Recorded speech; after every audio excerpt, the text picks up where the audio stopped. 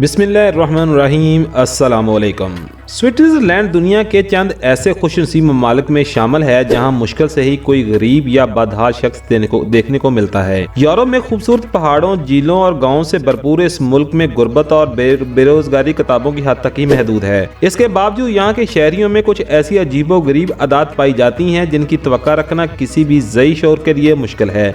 अस्सलामुअलैकुम, मेरा नाम है इमरान और आप देख रहे हैं ग्लोबल स्पीक्स। वीडियो में आगे बढ़ने से पहले आप दोस्तों से छोटी सी रिक्वेस्ट है कि हमारा चैनल ग्लोबल स्पीक सब्सक्राइब कर लें और साथ लगे बेल आइकन को जरूर ऑन कर लें ताकि इस तरह की मुनफरद वीडियोस आपको बर वक्त मिलती रहें। चीज़ों का दोबारा इस्तेमाल करना। वैसे तो पुरानी चीज़ें इस्तेमाल करना एक अच्छी आदत है, मगर स्विट्ज़रलैंड की ये आदत थोड़ा अजीबोगरीब रुख इख्तियार कर चुकी है।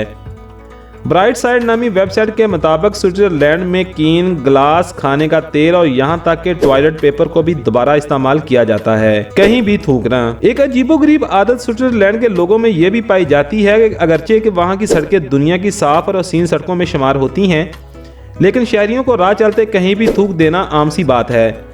इस तरह वो कहीं भी नाक साफ कर लेते हैं, लेकिन हैरतअंगेज तौर पर चिंगम खाना वहाँ मयूब समझा जाता है। उम्मीद है फ्रेंड के स्विट्जरलैंड के हवाले से छोटा सा फैक्ट आपको पसंद आया होगा। कमेंट बॉक्स के अंदर अपनी कीमती राय से हमें ज़रूर आगाह कीजिए।